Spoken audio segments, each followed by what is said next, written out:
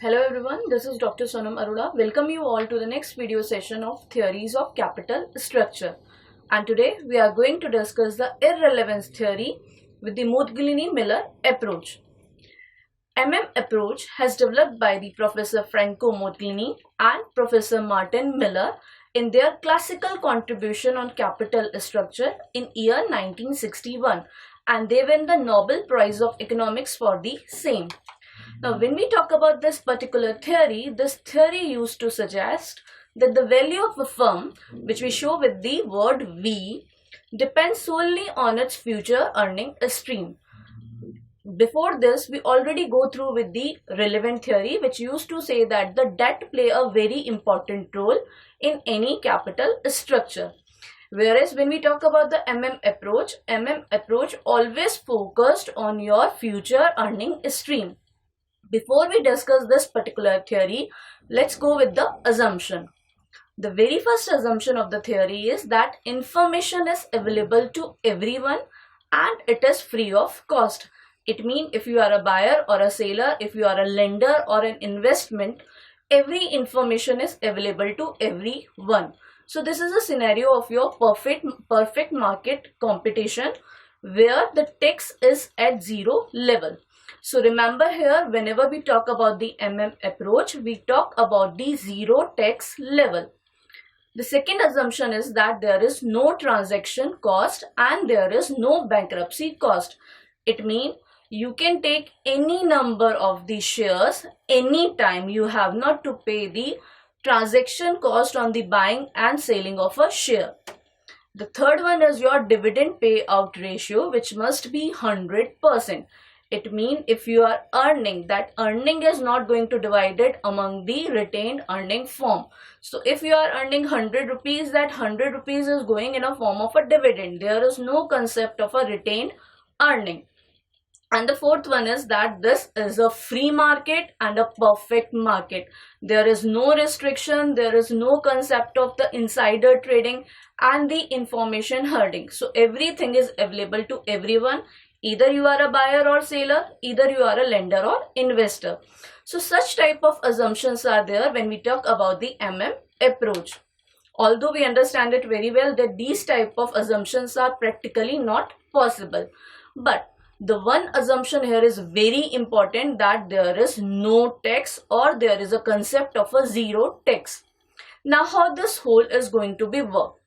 The very first thing which we have to understand here, that there is a concept of a leveraged firm and unleveraged firm.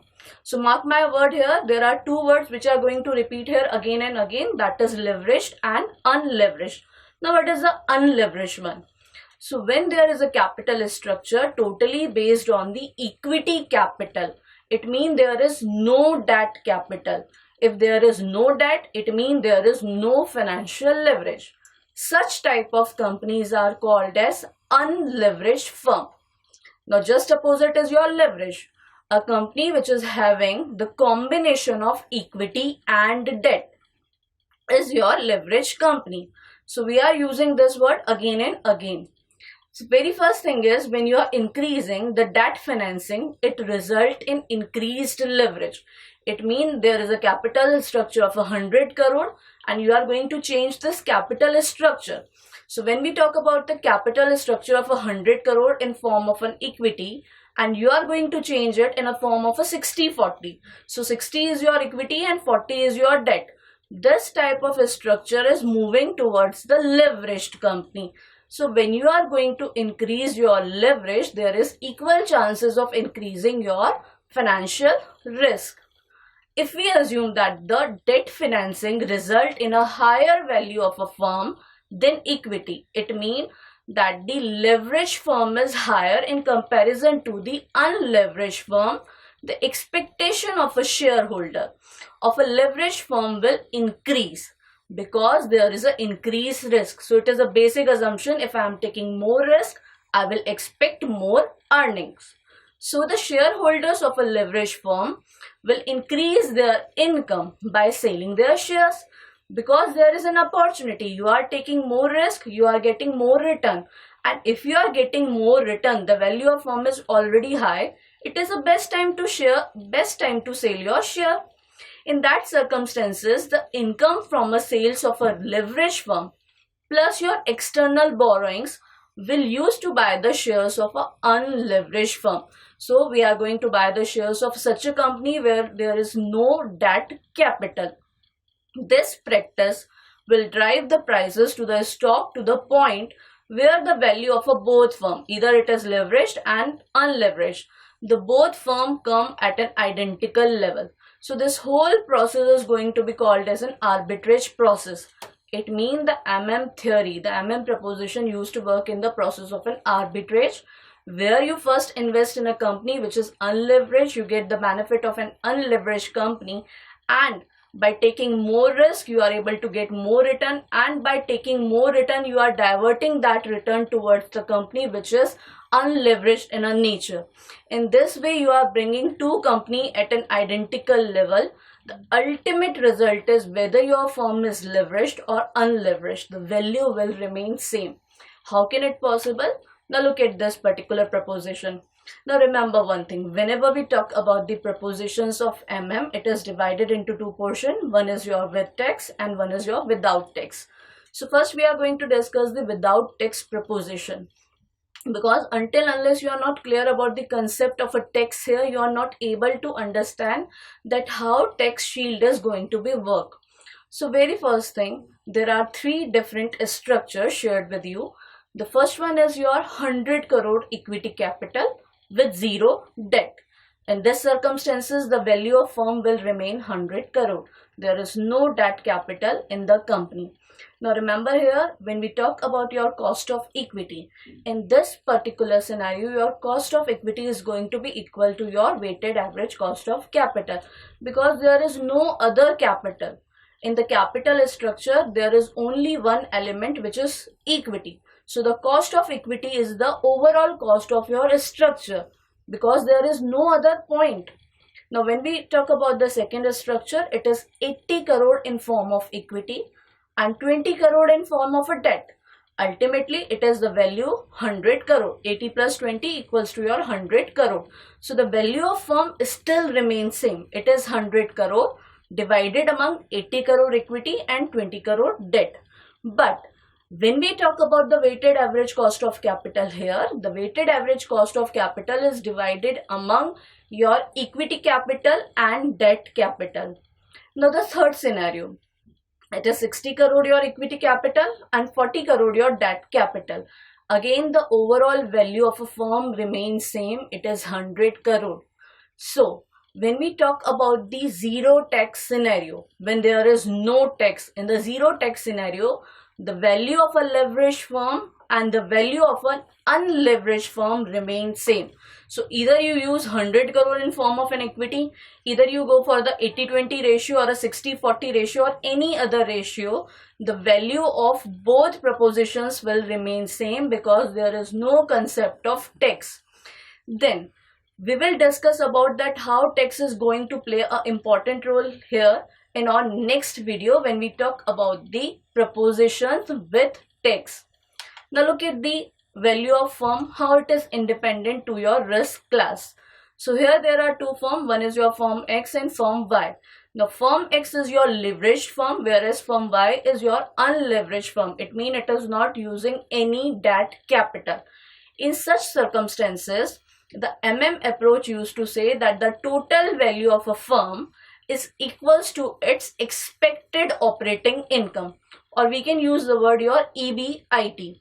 So it is equals to your EBIT divided by the overall capitalization rate.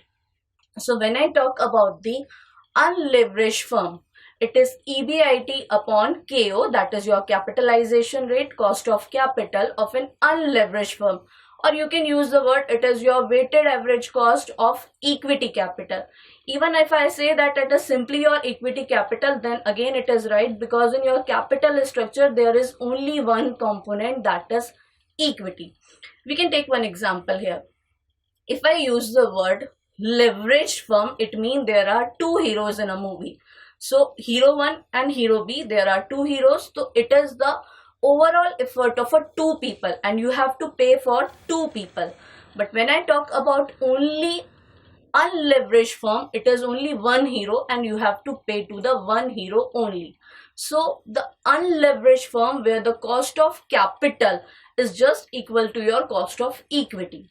But when I talk about the leveraged firm, it is your cost of capital in form of cost of debt and in form of cost of equity, and you have to do the calculation of weighted average also.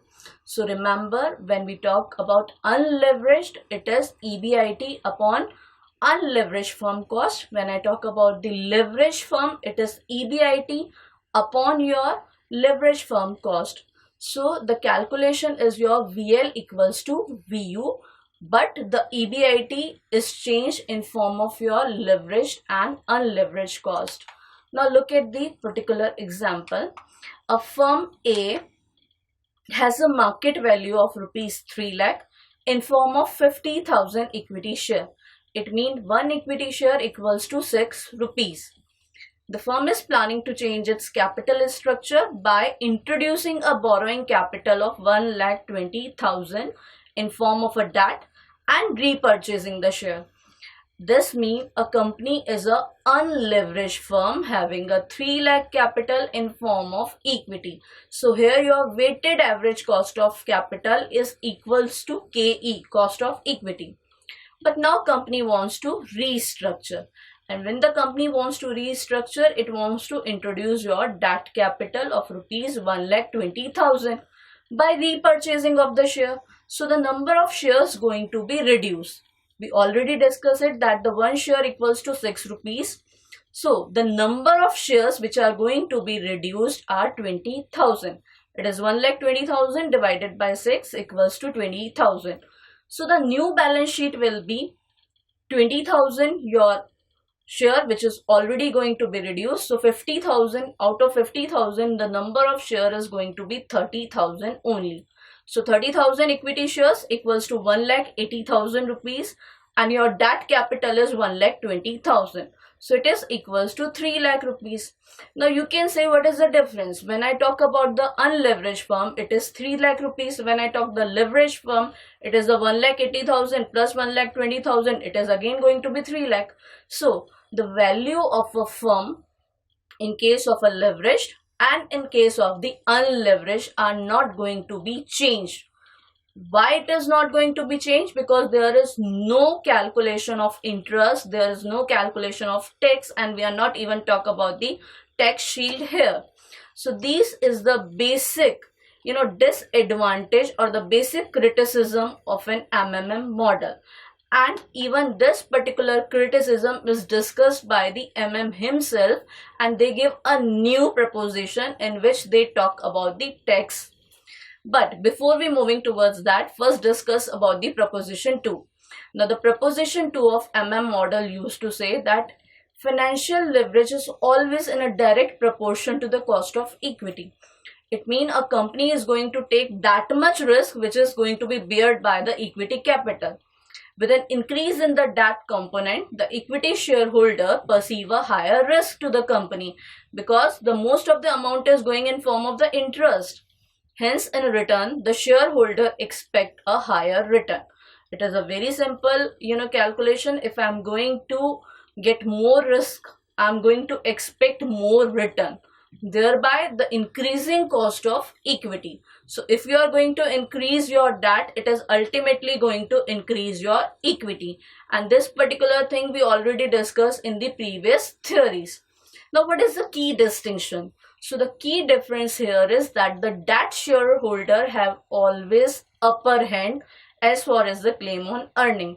This is very basic understanding. You have to first give the interest from EBIT, then you move towards tax, and then lastly you come to the equity shareholder.